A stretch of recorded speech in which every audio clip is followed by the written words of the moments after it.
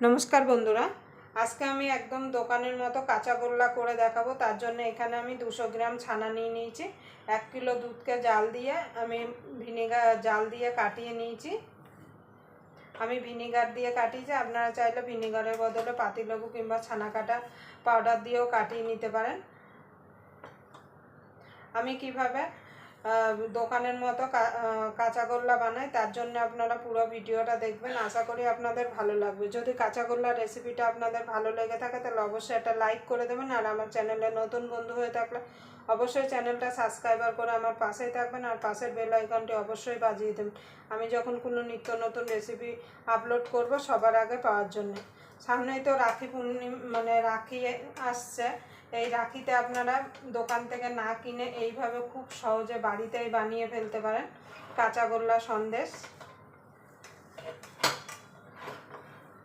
এবার আমি এই হাতের এই তালু দিয়ে ভালো করে ছানাটাকে মেখে নেব।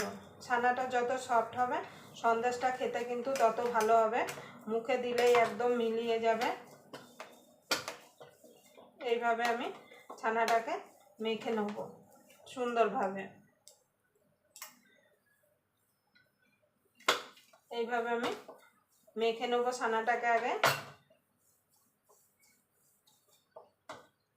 আপনারা তো এই রাখিতে বাড়িতেই বানিয়ে নিতে পারেন ভাইয়ের হাতে রাখি বেঁধে মুখ মিষ্টি করার জন্য।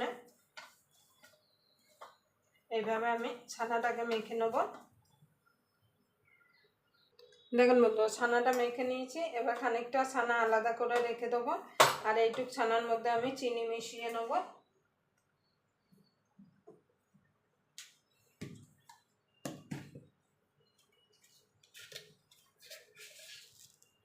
বেশি না, আমি 4 চামচ মতো চিনি দেবো, কেন কাঁচাগোল্লায় কিন্তু খুব বেশি মিষ্টি হয় না।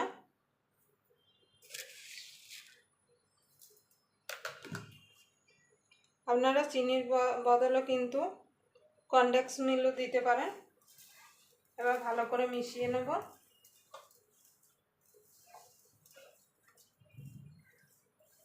এই কাঁচাগোল্লাটা বানানো যেমন সোজা, খেতে কিন্তু খুবই সুস্বাদু হয়। যে কোনো সন্দেশ বলুন মিষ্টি বলুন, খেতে কিন্তু খুবই অমৃতর মতো লাগে। দেখুন আমি ভালো করে মেখে নিয়েছি।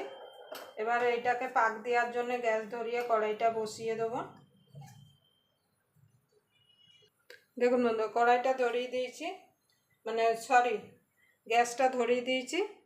এবার কড়াই বসিয়ে দিয়েছি। এবার যে ছানাটার মধ্যে আমি চিনি দিয়ে রেখেছিলাম সেটা দিয়ে দেবো। গ্যাসটা কিন্তু একদম লো টু মিডিয়ামে রাখতে হবে। আর এইভাবে কিন্তু একভাবে নাড়তে হবে, না হলে কিন্তু তলা থেকে লেগে যাবে। আপনাদের যদি ছানাটা খুব শক্ত হয়ে যায় তাহলে আপনারা একটুখানি দুধ দিয়ে নিতে পারেন।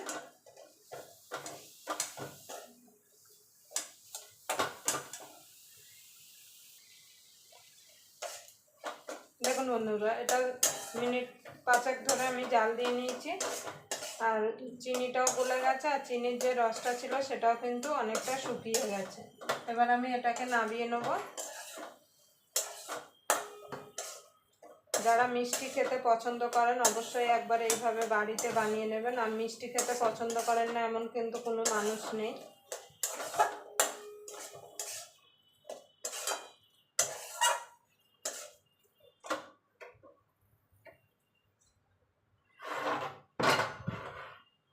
এবার এটাকে নামিয়ে নেব। নামিয়ে একটুখানি ঠান্ডা করে নেব, ঠান্ডা না হলে কিন্তু এটাকে হাত দেওয়া যাবে না।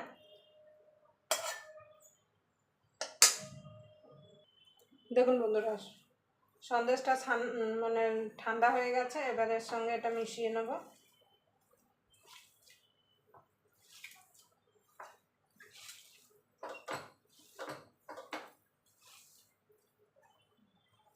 এইভাবে ভালো করে মিশিয়ে নেব।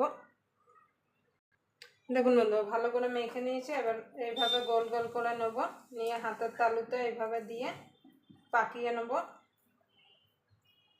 এইভাবে দেখুন এভাবে পাকিয়ে নেব, নিয়ে এখানে গুঁড়ো দুধ নিয়েছি, গুঁড়ো দুধের মধ্যে এইভাবে গড়িয়ে নেব।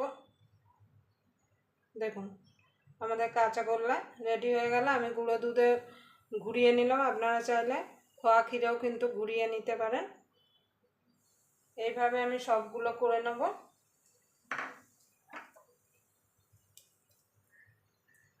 দেখুন বন্ধুরা, আমার কাঁচাগোল্লাগুলো রেডি হয়ে গেছে। একটা কেটে দেখাচ্ছি কেমন হয়েছে। দেখুন কত সুন্দর হয়েছে। আবার আপনাদের সঙ্গে কোনো নতুন রেসিপি নিয়ে দেখা হবে। ততক্ষণ পর্যন্ত আপনারা ভালো থাকবেন, সুস্থ থাকবেন।